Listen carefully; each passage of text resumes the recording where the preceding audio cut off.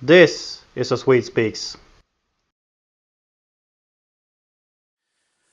So I am sitting in Gothenburg with Katarina from Gothenburg. Welcome, Johan. Oh, thank you. And I think we are going to discuss what's going on in the West and in Sweden in specific. And maybe we should start with identity politics, which might be the cause of all this craziness going on. You decide, yes. Yeah, so if we should start just with the idea of identity politics, what does this word really mean?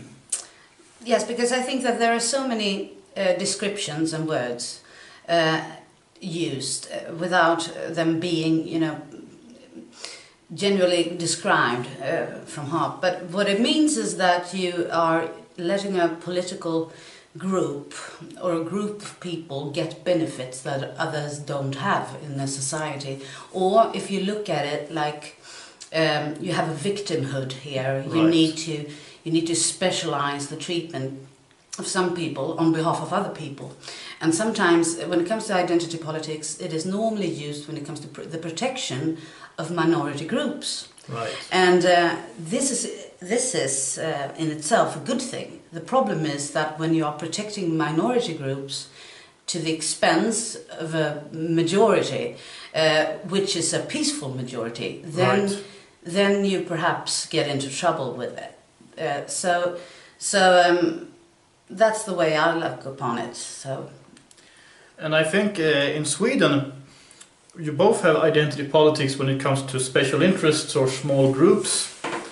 And we also have what we might call the gender madness going on. we have the discussion between the Swedish artist, blogger, he's a lot of things, Alexander Bard, and Sara Larsson. He was pretty straightforward in his opinions. He used words that I might not use, but... Yes, that is true, and I think that if he would have not perhaps called her, a bad word, then he might have had another impact. However, the criticism that he's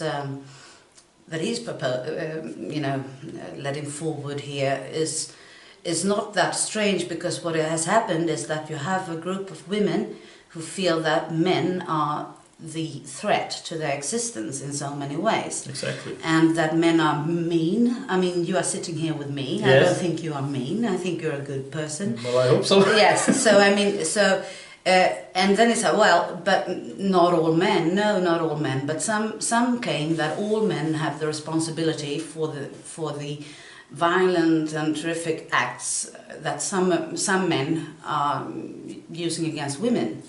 And I think this is a very, very sad way of thinking about it, because I think that we need to make friends with good men. Yes. Because, and we are together as a society, we are 50-50 in a society normally. We are a little bit more men in Sweden than we are women, yes. Especially now in the young ages. But anyway, we need to be together, and we need to work together to create some sort of peace among us. This is my belief, anyway. Exactly.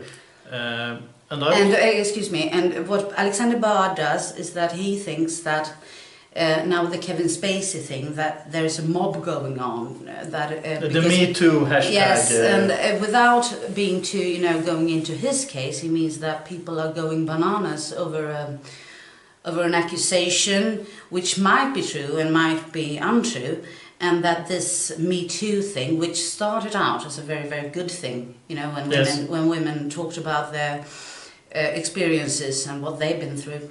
When these stories turn over in Sweden in particular, yes. I don't know if it's the same in the US, I can't say, but anyway, in Sweden in particular, when you have this anti-men thing, anti-man thing, and the genius science, which sometimes is science and sometimes it's not, or claims anyway, that men always have the the upper hand. And it has been true historically, but when you look at Sweden today, it's a different situation. It's the girls who manage in school, it's the girls who gets the best grades, yes. And it's the boys who are a little bit left behind. So I think that we should work together, and we should stop, you know, making these group things. Oh, exactly. Because all men are definitely not guilty of the abuse of women that a little few men are doing. Right. And to sort of to land this, I think the part of the political spectrum in Sweden that you come from, Yeah.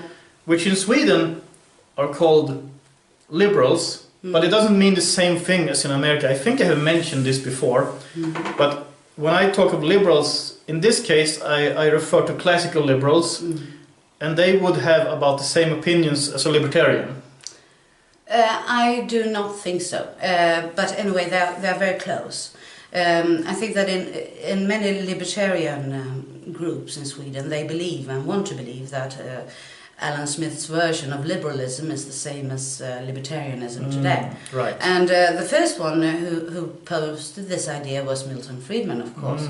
But I think that, I mean, societies develop, and you can never compare Great Britain in the 18th century or 16th century with 16th century with liberalism today, because in that time, you know, the borders were fixed. Yes. In that time, it happened.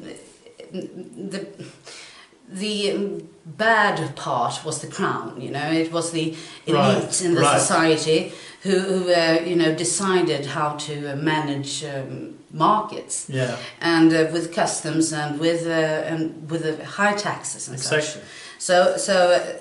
And in that case, libertarianism and liberalism is the same. But and in Sweden, you know, we've had you know, shared more of our incomes and such. So there's a tradition to this, and I think that it's hard to just break things apart like that. Right. They need to develop slowly. And in this, we have a little bit more conservatism, that you perhaps shouldn't just, you know, rule everything out. When it comes to libertarianism, there are two fractions, I would say. One is to, you know, erase all borders and make everyone perfectly free. And I think that sounds wonderful, it's just that it's not a good idea. When it comes to the other part, you know, they recognize the nations, they recognize the state, and they are sure, which I am too, that you can never, you know, take away the foundations when it comes to you know, military and such. But they want to liberalize the rest, yes. Even schools, and for Sweden that's no longer a liberal tradition. No. So it's a libertarian tradition. And so therefore there is a fraction between these. Right. But if you take it into a US perspective, yes, that would probably be the same. Yes. Because I don't think many Swedes who call themselves liberals are prepared to completely rip everything apart of the welfare state. I mean, right. some perhaps it shouldn't be as perverted as it is in Sweden now, because it is. Yeah, absolutely. But perhaps still, you know, slowly make things a little bit more liberal, and that's more classical liberalism to me. One other thing is that if you have a problem, you need to solve that problem. Yes. And what liberals have done in Sweden, I mean, is that they are looking over the shoulder on that problem. They don't want to recognize it, and that is not liberal. Because if you stick your head in the ground, you know, and you don't want to see it, and yes. you put up an ideology that's supposed to, you know, solve every issue, yes, and then you don't solve them, and you just push them ahead, right. and they worsen and deepen year by year. This means naturally that the problems don't go away, and it's not very liberal to do, because liberalism comes from science, it comes from enlightenment, it yes. comes from problem solving. So, and many liberals in Sweden today, they have lost that. Right. Because they are so scared. And one thing is the identity politics, and of course the scareness of being accused of racism. Exactly.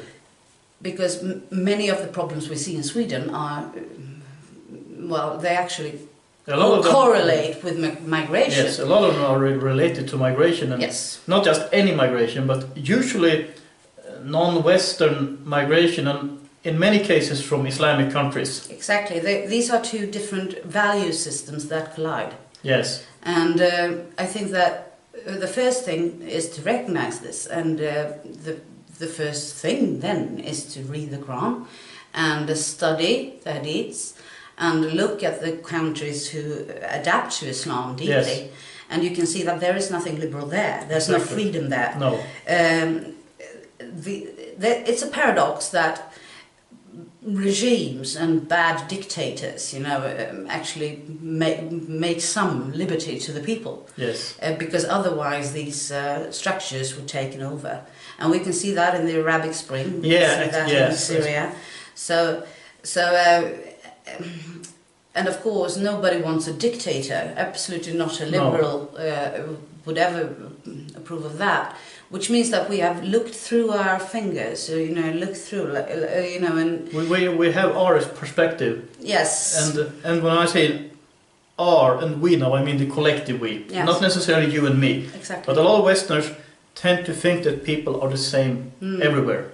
And they're not. Exactly. And they're not due to cultural differences. Exactly. They are not due to the, when you don't have a state, and our state is so extreme, we look at the World Values Survey, right? Yeah. And we can see that Swedish people are on one extreme, yes. Deep up to the right, yeah. and the other extreme deep down to the left. Yes. Because our strong state has actually made us liberal. Yeah, it turned Swedes yes. into state individualists. Yes, exactly. And so when liberals are talking about free people and freedom for everyone, they should know that this would probably not have been the cause if we had a state which is more not existing, yes. where the clan is exactly is the main thing that keep people together. Exactly. And it was like this before, in the countryside, when Swedes lived in, little yeah. areas, and you kept track of each other, you keep track of your tribe, and this is, nowadays, I live here, I live alone. Of course, I have some curious neighbors and such. We all are curious, but, yes. but still I'm left in peace yes. here. So